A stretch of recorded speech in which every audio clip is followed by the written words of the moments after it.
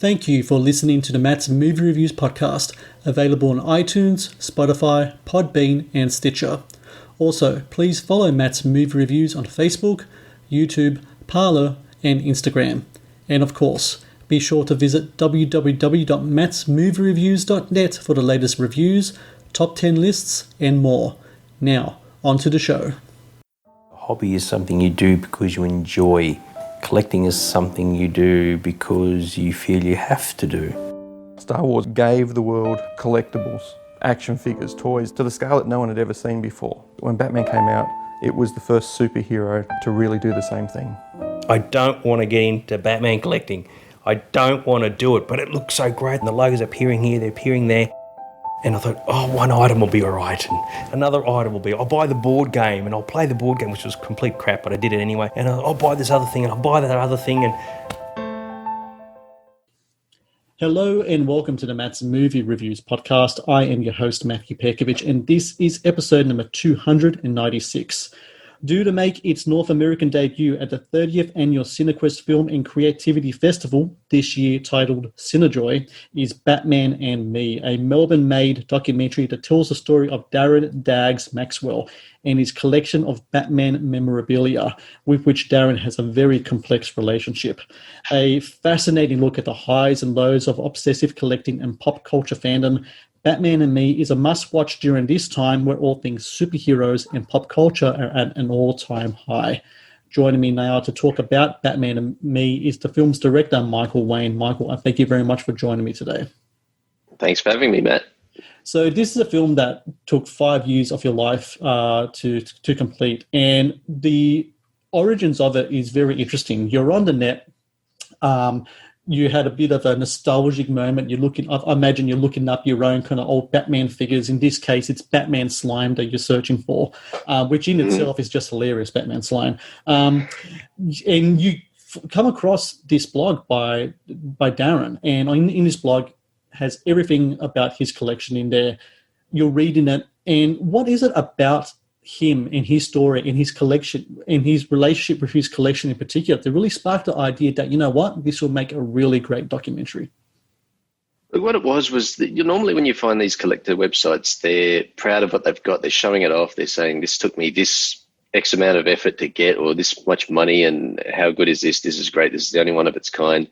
But this guy's website was, here's all this stuff, and isn't it just junk? It's mass-produced junk. I hate it. This one I can't even look at. I can't stand looking at it. And you just think none of it ever was, I'm proud of this or I like this. It was just all really negative. I'm like, what is this? This is so unusual for a collector. And the more I read, the more I got the sense that he seemed to resent what he had. And I thought, this is unusual. This is interesting. But it also, that negativity came with it a self-awareness about collecting and the some of the inherent ridiculous parts of what he was doing. So I just thought there's something in this. There's a story to be told here. What's really interesting about Darren and this collection, and it's a very specific collection too. It's between the years 89 and 97, particularly those first four Batman movies when those movies came out. He isn't really a Batman fan per se. I mean, when you might say a Batman fan with this amount of obsession and collection, they might be able to cite particular comic books, characters, etc. He's not that kind of guy when it comes to this particular subject matter. And that's really interesting to me. Is that something that really struck you as well? It shocked me when we finally got to that part, because the first time I went to see him, we had a general sort of discussion about what was in the room. I was saying, oh, look at this thing. How did you get that? Or when did you get that? And he couldn't really tell me. He didn't know specifics about each item. And then when I started to sort of say, well, why this Batman movie, or why this stuff? He just didn't have that kind of knowledge. And I mean, I'm not an expert either, but it was almost as if it didn't matter what it was. It was just, well, it looked good, so I got it. And I think what shocked me the most was when he finally did admit to us, I'm just not, I thought the movies were okay, but I'm not really a Batman fan. I did it because I felt peer pressure from my fan community that I was in. I think it's really interesting as well is that sometimes I think we kind of look at ourselves and what type of obsessive tendencies we have as well. I think a lot of us I think like Darren was born, say 77 or so. I was born in 81. I imagine you would probably be around the same age length as well. We grew up at a time when the movies and comics and everything, when pop culture really started to take its hold, this post kind of Star Wars kind of generation. With myself, I had my own obsessions as well in collections. Not to the extent of what Darren has, but I used to love collecting anything Al Pacino related. When I really got into movies, Pacino was my poison. And that I bought all the DVDs and all the Blu-rays and multiple collections of The Godfather, etc. But I still have this stuff and I will watch it once in a while. And it's not shrink wrap, it's being used, it's being watched. Michael, what was your poison growing up? Were you a Batman guy as well, or did you have a different type of collection when you were growing up? Well, I got 4 words for you. Teenage Mutant Ninja Turtles. Those things were everywhere. Yeah. It was massive. It was huge. You could not avoid it. And it was, again, the peer pressure thing at school. Everyone was into it, so you had to get into it. And it was a good thing that it was good and I was the right kind of demographic for it. But Batman as well, I mean, I was the right age for those films. And, yeah, I had a huge collection of toys, and I think that led into having that experience gave me enough insight to be able to make this movie. I think that if you were a complete outsider, you didn't collect anything, you didn't understand that world, it would be hard to understand what Darren had done and how it contrasted with what other collectors who really enjoy what they do are doing.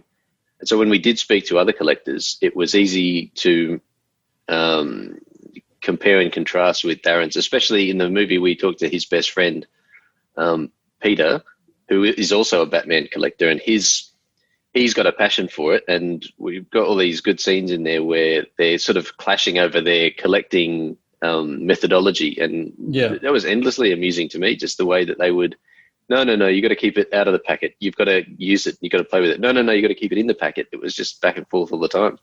And I think that's a really good thing we should have mentioned. Darren's stuff is still sealed in the packaging. He wouldn't touch it. He wouldn't open it. Not at all. And I mean, I imagine with your Teenage Mutant Ninja Turtles collection when you were younger, you played with the toys. They were abused. Yes. They were used and abused because that's what they were for. They were for taking to school. They were for playing as toys. If their head came off, if an arm came off, that's just the battle damage of life. But yeah, this not with this guy. And to me, when you don't use this stuff, it remains a product from a factory. It's not really a collectible to me if it's just sort of, I took it straight from the shop and put it on my shelf and never thought about it again. It doesn't have any kind of invested emotion in it, and you can't really connect with it. And that's what I found in Darren's room.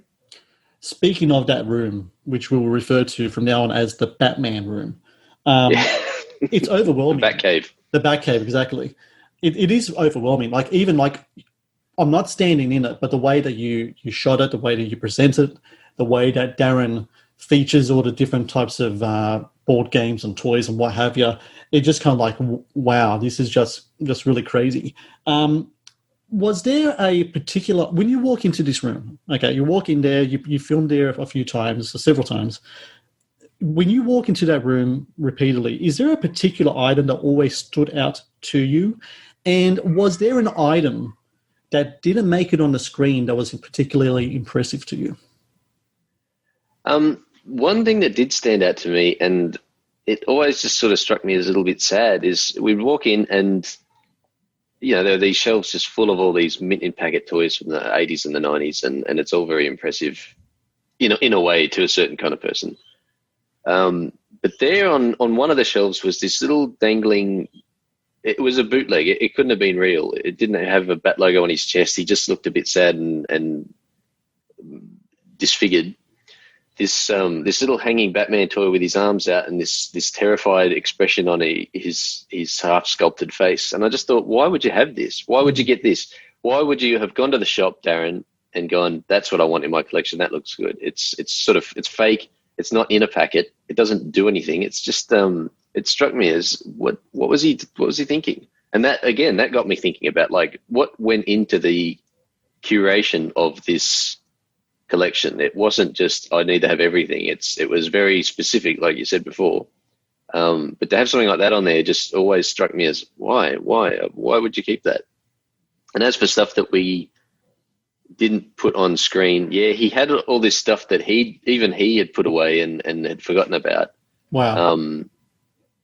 And he would show us sometimes some of this stuff, but a lot of the time he'd sort of keep it away. And he had all these photos. He'd taken photos over the years of the collection in all the different places he'd stayed. And there was stuff that we'd go, well, where's that now? One of the photos was there was a huge coffin in the room for some reason, and it was full of Batman stuff. We said, where's this coffin? He said, oh, I got rid of it years ago. Why get rid of that and keep some of the other junk that you've still got?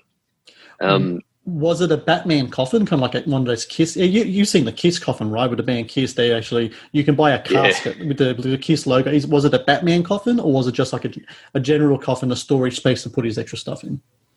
I think it was a sort of generic kind of coffin, and he told us early on that his three visual obsessions in life are Batman, Darth Vader, and Dracula, and that obsession doesn't go beyond they look cool and I think he personally likes wearing capes.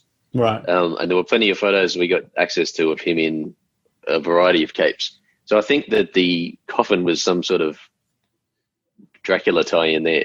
But it was a sort of showpiece early on in the collection room of just cramming all this stuff into a coffin as well. Just stuff like that would strike me as, why did you get rid of that? But some of this other stuff you have kept. And of course, the other thing that was unseen and is a big regret of mine is in the film, he talks about how he got this giant Batcave toy and it was in this massive box, and it was massive. It was a huge box this toy was in, a big Batcave playset. And when he got it, he had to put it on lay-by, and they wrapped it up in plastic for him to keep it safe. But when he opened it, someone had put a bit of sticky tape on the box, and it ripped the box. And I tried to get him to show us this rip, because I thought it's either massive or it's so minuscule that, it'll just show the kind of obsession that he had with the Mitten packet. But he wouldn't do it. He would not show it to us. And even in the room, he had the thing turned backwards so that this tear could never be seen. And that was just how come you've hung up on this where there are so many other things in the room that I think, why would you have this? I don't mean to play armchair psychiatrist here, but what really struck me is that, so you go to his house and it's just middle-class Melbourne, doesn't stand out or something like, the stereotypical comic book guy, Simpsons character kind of thing, right? He's got his own place, he's got domestic life, and then you've got this door with the Batman symbol, and you go in there and it's kind of like this alternate kind of world. Does it seem like to you that he was kind of compartmentalizing his life, and in one section of his psyche was this kind of Batman thing? It just really struck me because it stood out as like a rich kind of, not only a symbolic thing, but a very real thing as well. It's almost like you walk into someone's brain and they got like the Batman room in the Batman files. Like it's such a weird kind of thing. You've hit the nail on the head. I think that being in his house was, I think, like being in his brain, because he did have, it wasn't the only thing he'd ever collected. And he had in the front room, he had sort of his DVDs and one of his other earlier collections, and before the Batman stuff, he'd gotten into the movie Dune. Right. So I'm sure he's excited right now with the new one about to come out. Yeah. But he was into that, and he got every bit of merchandise that was possible to get. He got everything. And that's on display in his house. You can go in and it's there, and it's a typical kind of collection that you can see someone is proud of having done, and they want people to comment on it. There it is outside. But the Batman stuff, hidden away, compartmentalized for sure. And I think that it was because he was, and this is what we came to learn as we made the film, is that he was struggling with how he felt about the Batman stuff, what place it had in his life. He didn't quite know how to process it, I think. So it was better for him just to put it away. And there was no other Batman stuff anywhere in his house. And that is unusual for a collector. I think any collector would think, why aren't you put all this time and effort into it, why wouldn't you have it on display? Why wouldn't you want to show off what you've done? But no, he had it all in the room. He would show it off to people who came around, but he said he got no enjoyment out of it, so he just sort of kept it away. It was odd, and the house did look normal, whereas when we went to his friend's house, that was more of a typical collector's house with the stuff everywhere, and sort of the day-to-day actual household stuff wasn't as well kept as some of the collection, which I found amusing in itself.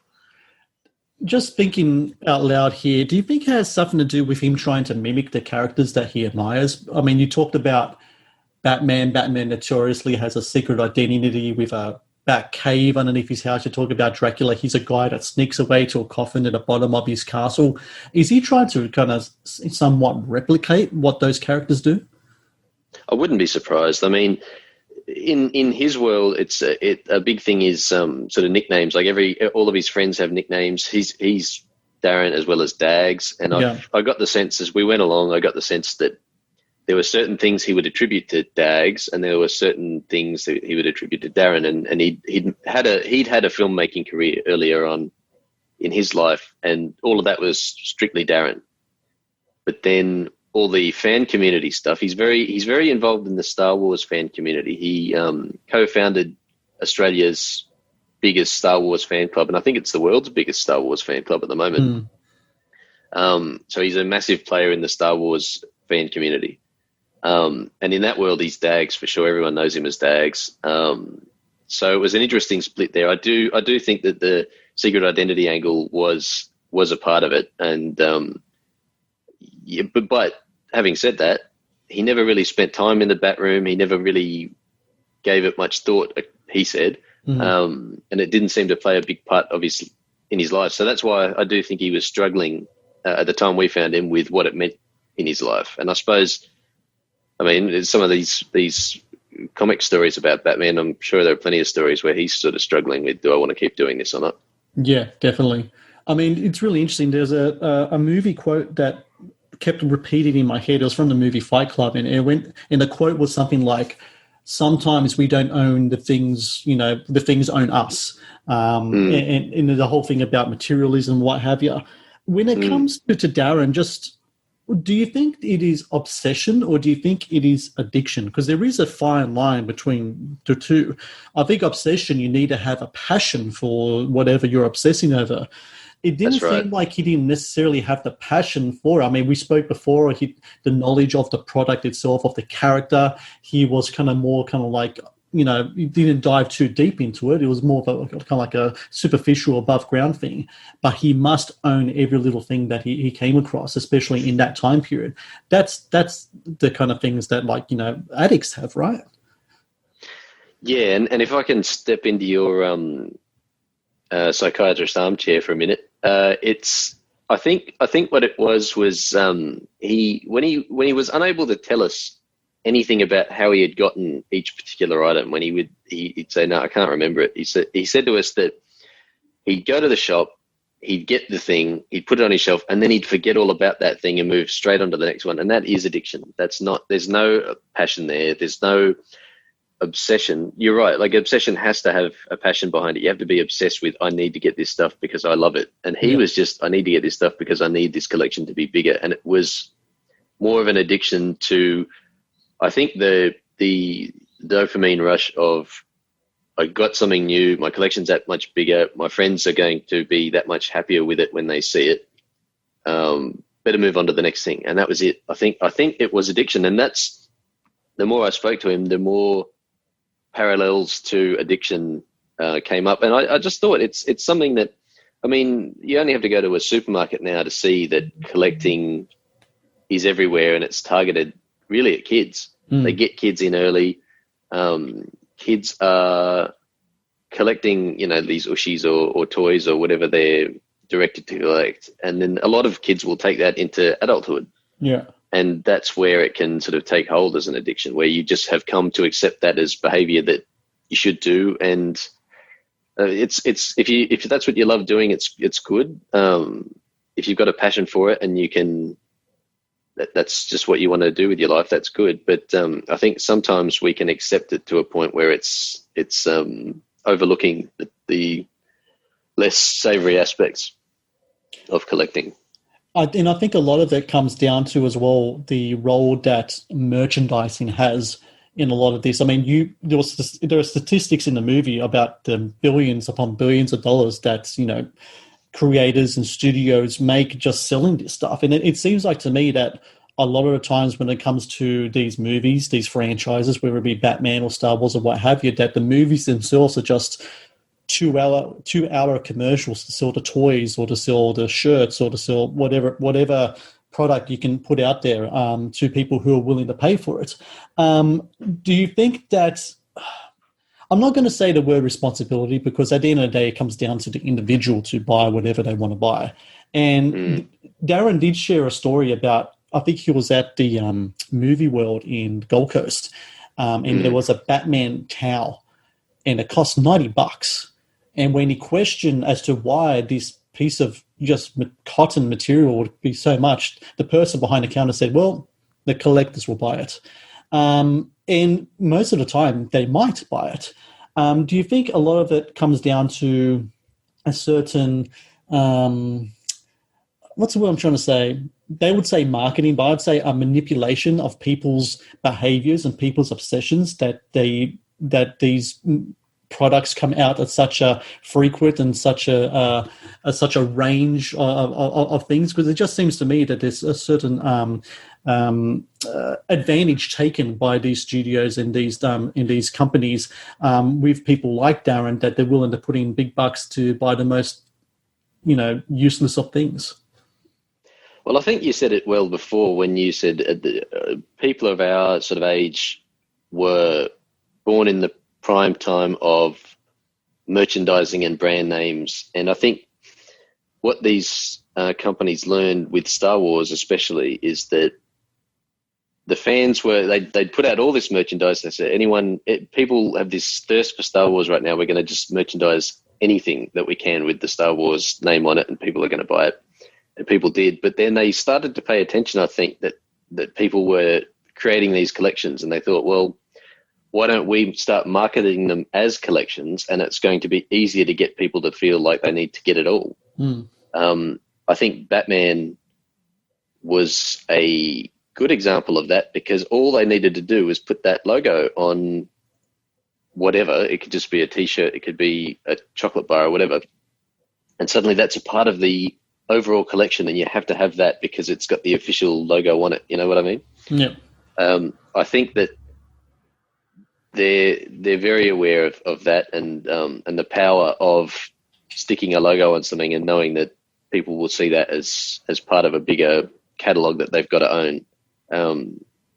I think that it's certainly a conscious effort, and as you say, the billions now, almost 300 billion in 2018 spent on collectibles, and now that these comic movies are so much a part of the cinematic landscape, it's just not going to go away.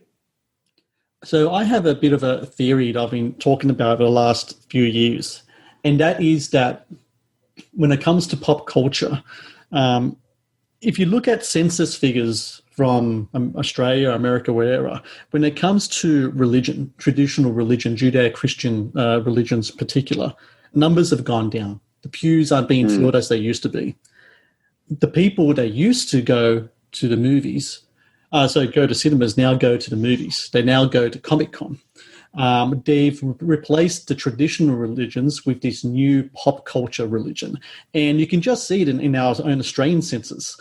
The term Jedi has shown up in religion, in the religion category. Of course, it's not a real religion. It's a fictional thing made up in a movie from 1977. But it's made such an impact, and it's cut through so much into the psyche of many people right now that they actually see themselves as this fictional concept.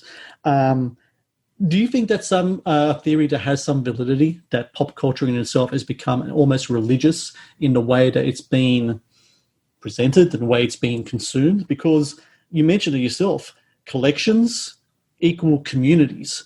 And I think community, there's a certain almost kind of religious aspect to it. You are brought together by a symbol, in this case, that symbol, which can also be, it's kind of substitute for the crucifix. There's a mythology behind it, there's characters behind it. In this case, you've got the comic books, and then you surround yourself with all of these things. It's just, to me, it's kind of remarkable how people have replaced one thing with another. Well, yeah, I think that's right. They have sort of there's a void that needs to be filled, and I think that there's a lot of people think that superheroes are sort of modern mythology. The story of the Greek gods and the Roman gods and all that have been sort of supplanted by the story of Batman and Superman and Spider-Man and all that. I think that there is an honesty in these stories that is what draws people in and keeps them there. I don't think, I mean, I could be wrong, but I don't think people go to see the latest Marvel movie because they just want to see some action. I don't think it's that kind of world anymore. I think that there's an investment in these characters and a belief in the, I don't know if I'd go so far as to say sincerity, but I think honesty is the right word. I think there's they definitely connect with an audience on that level, and I think that's part of why these are just so enduring. It's they make you feel like you want to be a part of that world, and a way to do that is to buy in with the merchandise, and that's a way that you can be closer to these fantastical worlds. What was Darren's reaction when he first saw the movie? Were there things in your film, that really struck him that he really didn't realize about himself? Or, what really, the thing about him is that he is a guy that he knows how to talk and he knows how to stay on script, and he has a certain perception of himself. When he's watching his own life from the outside looking in through another person's lens, does that kind of change things with him, or has it changed things with him that you know of? Well, he does know how to talk, and that's something that struck me straight away. If he'd been sort of really insular and introverted, we wouldn't have been able to make the movie. But when I first spoke to him, I couldn't get a word in. He just was. It was a bombardment of thoughts and words. But it took him a long time to see the movie, only because it took us so long to finish it. And I think by the time that he finally did see it, he'd forgotten a lot of what he told us. But he did sort of stick to a script. And when we would ask him questions, he'd sort of not answer them and get around to saying what he wanted to say. And it felt like it was his way of trying to take control of the project and make sure it was his version of things that was getting out. And we had to push him beyond that. So I think when he finally saw the finished product, he was surprised by some of what was in there, and the way that we had interpreted what he said, and the way that we had the context in which we had put what he had said. And I'm not trying to say that we took him out of context or that we manipulated what he was saying, because I think that we were very honest about what he gave us. But I just don't think he had ever seen it that way. I don't think he'd ever gotten the outsider's perspective of, this is how it looks like to us. This is what you've done. This is how we see what you've done.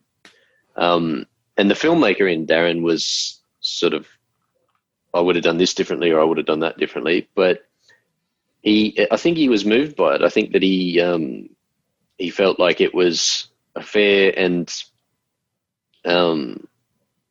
honest take on what he had done. And we certainly weren't making the movie to please him or anything. We stuck to our own interpretation of the situation. But he I don't know if it led to any kind of reflection, but I will say that after seeing it, he told me that he had actually boxed up the collection and put it into storage. He hadn't gotten rid of it. He still got it. But he was inspired to finally move it out of that room, put it all in boxes and put it into storage and turn the room into a gym. Because from what I remember, the gym was placed outside because they wanted to have that room for the Batcave. So now a bit of progress there, which is a good thing. A little bit of progress. And I know you're not meant to really interfere with it's the prime directive kind of thing, but it was, I think, a good thing that he had taken that step, because I think he did need a push. And I think a lot of people are going to find his story to be just simply fascinating. So for everyone out there, Batman and Me, it's going to have its North American debut at Cinejoy, and that's actually between the 12th and the 15th of October, Australian time. You can actually go to the CineQuest website, which is www.cinequest.org, and they got all types of packages and tickets and streaming options as well. And you can also check out batmanandme.com for any other news regarding releases and such. Do we have any news of yet, Michael, in regards to Australian general release dates, DVD or on digital, anything like that at the moment? We're working on that at the moment, but I got nothing to report at the moment, I'm sorry.